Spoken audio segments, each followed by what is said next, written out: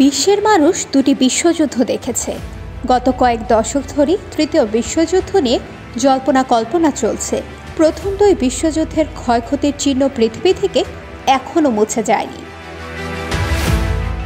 এর মাঝে Russia Ukraine যুদ্ধের পর থেকেই পরিস্থিতি যেদিকে মোড় নিচ্ছে, তাতে বিশ্ব রাজনীতির বিশ্লেষকরা জানিয়েছেন তৃতীয় বিশ্বযুদ্ধ আসন্ন।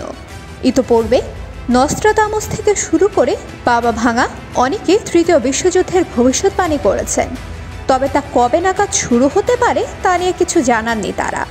এই পরিস্থিতিতে ভবিষ্যৎবাণী করেছেন ভারতের এক জ্যোতিষী। ভবিষ্যৎবাণী করা ভারতীয় জ্যোতিষীর নাম কুশল কুমার। আতঙ্কের বিষয় হলো, কুশল দাবি করেছেন তৃতীয় বিশ্বযুদ্ধ শুরু হয়ে যাবে আগামী কয়েক সপ্তাহের মধ্যেই। সম্প্রতি লিঙ্কডিনে এ বিষয়ে এক পোস্টে কুশল জানিয়েছেন 2024 সালে গোটা বিশ্বে একটা যুদ্ধের পরিস্থিতি তৈরি হতে পারে। কোরিয়া, চীন, তাইওয়ান, মধ্যপ্রাচ্য, ইউক্রেন, রাশিয়ার মধ্যে যুদ্ধ পরিস্থিতি আরও মারাত্মক আকার ধারণ করবে। কিছু কিছু দেশে এমন পরিস্থিতি তৈরি হবে যেখানে শাসন ক্ষমতায় থাকা দলগুলোকে তাদের ক্ষমতা ধরে রাখতে রীতিমতো বেগ পেতে হবে। তার মতে আগামী 18 জুন মঙ্গলবার তৃতীয় বিশ্বযুদ্ধ শুরু হতে পারে।